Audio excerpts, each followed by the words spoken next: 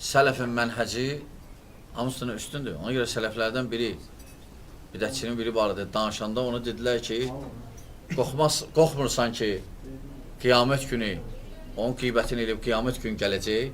Deyir, ondan qorxmuram. Ondan qorxuram ki, qiyamət günü Peyğəmbər sallallahu əleyhi və səlləm gəlib mənə desin ki, sən bidətçilər orada nələrsə danışırdılar, sənsə susurdun. Sən danışmırdın. Ondan qorxuram. Amma kimsə bidətçilərdən danışmaq qeybət deyil hizbilərdən, əksinə sünnədir. Ona görə çəkinməyin. Yəni, belə ümumi şeylər gəlməsin sizin ağlınıza ki, qardaş və s. Bəli, qardaşdır. Amma problemi var.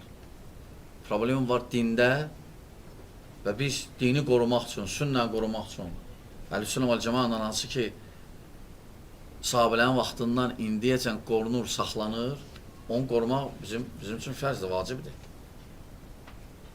Nə bağda yumuşalmaq onlar barədə. Onlarda problem var. Var problem. Sadəcə biz onların hamısının bir gözdən baxmırıq axı. Var onların fəalları və s. Hətta düşmən mövqeyi tutanlar bizə qarşı.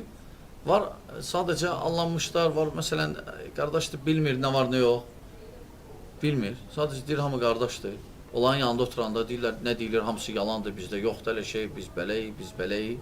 Aydındır. Necə xavaricil qadiyyə. Dünən Yasrayın, haradasa danışdım ona, xavaricil qadiyyə. Xavaricdən ən xəbis növüdür bu. Yəni, bunlar deyəndə deyirlər, yox, biz xuruc görmürük. Yox, cihad biz əleyhinəyik. Və lakin, buradan belə deyirlər, lakin bu tərəfdən onlar barədə susurlar.